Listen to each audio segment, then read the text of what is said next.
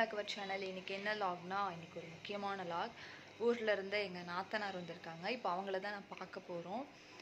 நானும் பிரகுலும் கிளம்பியாச்சு. இப்போ விக்னேஷ் வந்துட்டு எங்களை பிக்கப் பண்ணிக்குவாங்க. வாங்க லாக்கில் போகலாம்.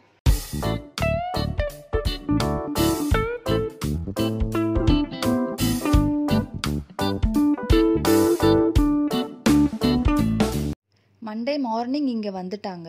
வந்ததும் கொஞ்சம் நேரம் டயர்டாக இருக்குன்ட்டு ரெஸ்ட் எடுத்துகிட்டு அப்புறம் எந்திரிச்சதும் கொஞ்சம் நேரம் விளையாண்டுருந்தோம்.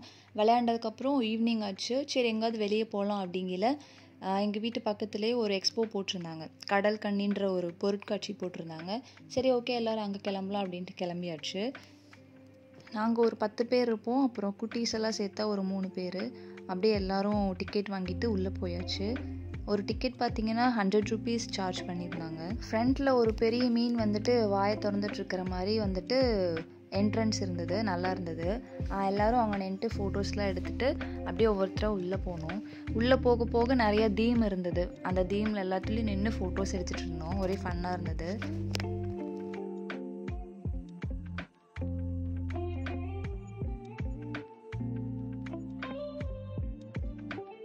உள்ளே வந்ததும் கொஞ்சம் காலி இடம் மாதிரி. அப்புறம் கொஞ்சம் உள்ளே போனதுக்கப்புறம் இது மாதிரி கலர் கலராக மீனெல்லாம் இருந்தது. ஒவ்வொன்றும் ஒவ்வொரு டைப்பு. குட்டீஸ் எல்லாம் பார்த்ததுமே ஒரு எக்ஸைட்மெண்ட் ஆகிட்டாங்க, என்ன கலர் கலராக போகுது அப்படின்ட்டு. அப்புறம் பிரகுலும் நல்லா பார்த்துட்டு இருந்தான். மீனுன்னு சொல்லிட்டு பார்த்துட்டு இருந்தான். ஒவ்வொரு மீனாக அப்படியே பார்த்துட்டு போயிட்டு இருந்தோம்.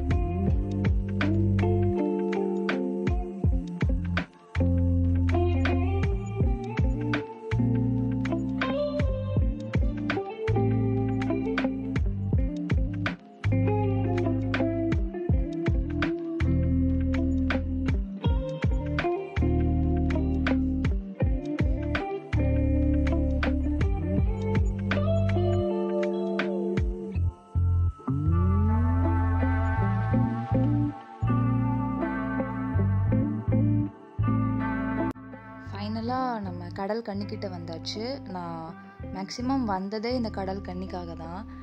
வீடியோஸ்லலாம் பார்க்கையில் நிறைய பேர் போட்டிருந்தாங்க, ரொம்ப சூப்பராக இருக்குது, ரியலாக இருக்குது அப்படின்ற மாதிரி. பட் நேரில் போனது அது ஒரு சாதாரண பொண்ணு தான், ஒரு சைனீஸ் கேர்ள் மாதிரி தான் இருந்தாங்க. அந்த சூட் போட்டுட்டு அடிக்கடி மேலே போய் மூச்சு விட்டுட்டு தான் வந்தாங்க. ரியல் மாதிரியும் பெருசாக தெரியல. பட் ரியாக்ஷன்லாம் க்யூட்டாக கொடுத்துட்டு இருந்தாங்க. குழந்தைங்க கூட நல்லா விளையாண்டுருந்தாங்க. நிறைய பேர் நின்று ஃபோட்டோஸ் வீடியோஸில் எடுத்துகிட்டு இருந்தாங்க. எல்லாத்துக்கும் ரியாக்ட் பண்ணாங்க.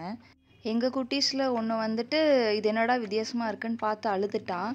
பட் இருந்தாலும் மற்ற குட்டீஸ்லாம் நல்லா பார்த்து என்ஜாய் பண்ணாங்க. ஸோ குட்டீஸ் இருக்கிறவங்கலாம் கண்டிப்பாக வந்து இங்கே என்ஜாய் பண்ணலாம். உள்ளே வந்ததும் முன்னாடியே ஒருத்தர் உட்காந்துட்டு பென்சில் ட்ராயிங் பண்ணிகிட்டு இருந்தார். ரியலாக இருந்தது. உண்மையிலே அழகாக ட்ராயிங் பண்ணிகிட்டு இருந்தார். கொஞ்சம் நேரம் நின்று பார்த்துட்டு அப்படியே உள்ளே போனோம். இது வழக்கம் போல் தான். வருஷம் இந்த வளையல், கம்மல் இதெல்லாம் இருக்கிற மாதிரி தான் அந்த ஹேண்ட்பேக்ஸு. எப்போவுமே போனால் நான் வந்துட்டு கண்டிப்பாக இயர்ரிங் ஏதாவது ஒன்றாவது வாங்காமல் வரமாட்டேன். அதே மாதிரி தான் இந்த தடவை வாங்கினேன். அப்புறம் இந்த தடவை அண்ணி எல்லாம் கூட வந்தனால பொடுசுக்கும் இருக்கிறனால கொஞ்சம் ரொம்ப நேரம் எங்களால் கடைக்குள்ளே ஸ்பெண்ட் பண்ண முடியல. ஏதோ எங்களால் முடிஞ்ச அளவுக்கு போய் சுற்றி பார்த்துட்டு தான் அப்படியே போயிட்டுருந்தோம் உள்ளே. பிரகுலும் அடங்கவே இல்லை, ஒவ்வொரு கடைக்குள்ளேயும் போயிட்டு போயிட்டு வந்துட்டு இருந்தான். அவங்க அப்பா தான் கொஞ்ச நேரம் பார்த்துட்டு இருந்தாரு.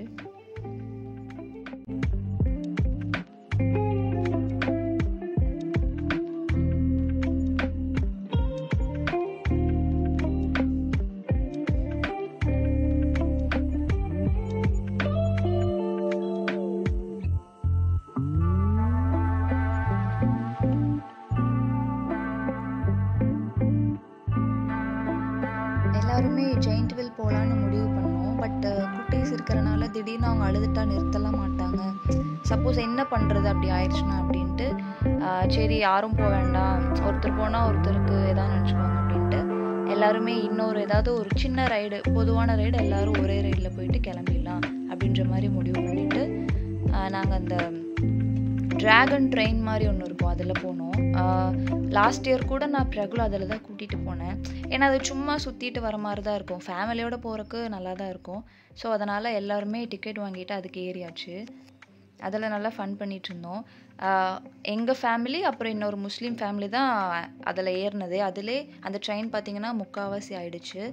நாங்கள் ஃபஸ்ட் சீட்டில் உட்காரலான்னு நினச்சோம். பட் அங்கே அந்த முஸ்லீம் ஃபேமிலி போனனால நானும் அத்தை பொண்ணும் பின்னாடி கடைசி சீட்டில் உட்காந்துக்கிட்டோம். அங்கே உட்காந்துட்டு ஒரே வாள் தான், வா வான்னு கத்திக்கிட்டு அது கரெக்டாக அந்த திரும்பும்போது ஒரு ஷேக் ஆகும், கொஞ்சம் ஸ்பீடாக போகும், அப்போ வந்துட்டு கத்திக்கிட்டு இருந்தோம். நல்லா வீடியோஸ்லாம் எடுத்துகிட்டு ஃபன் பண்ணிட்டு தான் போயிட்டு இருந்தோம். குட்டீஸும் பெருசாக பயப்பில்லை, அவங்களும் என்ஜாய் பண்ணிட்டு தான் வந்தாங்க. அதனால் எங்களுக்கு ஒரு பயமும் இல்லை. எல்லோரும் ஃபேமிலியோடு போய் ஜாலியாக இருந்தது. பிரகுல ஏதாவது ரயிலில் ஏற்றலான்னு பார்த்தோம். பட் அந்தளவுக்கு எதுவும் ஒர்த் இல்லை. கண்டிப்பாக பிரகுல் வந்துட்டு ஒரு அழுகிற மூடில் தான் இருந்தான். அதனால் உள்ளே போனால் கண்டிப்பாக என்ஜாய் பண்ண மாட்டான்னு வந்தாச்சு. ஃபுட்டு வைஸில் எல்லாமே ஒஸ்ட்டு தான். பட் எதுவுமே வந்துட்டு வேகாமல் எடுத்துடுறாங்க, எதுவுமே நல்லா இல்லை. ஸோ இங்கே வந்துட்டு மேக்ஸிமம் சாப்பிட்றத வந்துட்டு ஸ்கிப் பண்ணிடுங்க. வெளியே கூட போய் நல்லா காசு கொடுத்து சாப்பிடுங்க, இங்கே ரொம்ப காஸ்ட்லியும் கூட. பிரகுலுக்கு வந்துட்டு பால்னால் ரொம்ப பிடிக்கும். பால் பார்த்தாலே ஒரு எக்ஸைட் ஆகிடுவான், குதிக்க ஆரம்பிச்சிடுவான். ஸோ அதனால் அவனுக்கு இப்போ எங்கே போனாலும் பால் தான் வாங்கி கொடுத்துட்ருக்கோம். பட் அவன் கூட விளையாடுறதுக்கு ஒரு ஆள் கண்டிப்பாக வேணும். எங்கள் அத்தை பையன் ஒருத்தவங்க கூட தான் விளையாண்டுட்ருக்கான் இப்போது.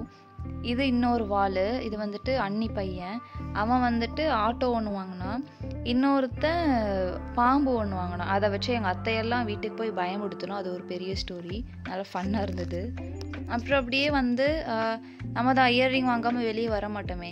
அப்புறம் அண்ணி வந்துட்டு எனக்கு ஒரு இயர்ரிங் வாங்கி கொடுத்தாங்க, அவங்களும் நிறையா வாங்கினாங்க. ஃபைனலாக நம்ம 90s சாக்லேட்டெல்லாம் வாங்கிட்டு வீட்டுக்கு போய் கேம் விளையாண்டுட்டே சாப்பிட்டுட்டு அப்படியே கிளம்பியாச்சு. அப்புறம் அண்ணியும் 2 days இருந்தாங்க, ஊருக்கு கிளம்பிட்டாங்க. ஃபஸ்ட்டு பையனை மட்டும் விட்டுட்டு போனாங்க, ஒரு 10 days லீவு தான் அப்படின்ட்டு இங்கே விட்டுட்டு போனாங்க. அவன் இங்கே தான் இருக்கான் இப்போது. அவங்க எல்லாத்தையும் ட்ரெயின் ஏற்றி விட்டுட்டோம். காலையில் 8:45 ஒரு ட்ரெயின் வரும், நாகர்கோவில் ட்ரெயின். அதில் ஏற்றி விட்டுட்டு நாங்களும் வீட்டுக்கு வந்தாச்சு.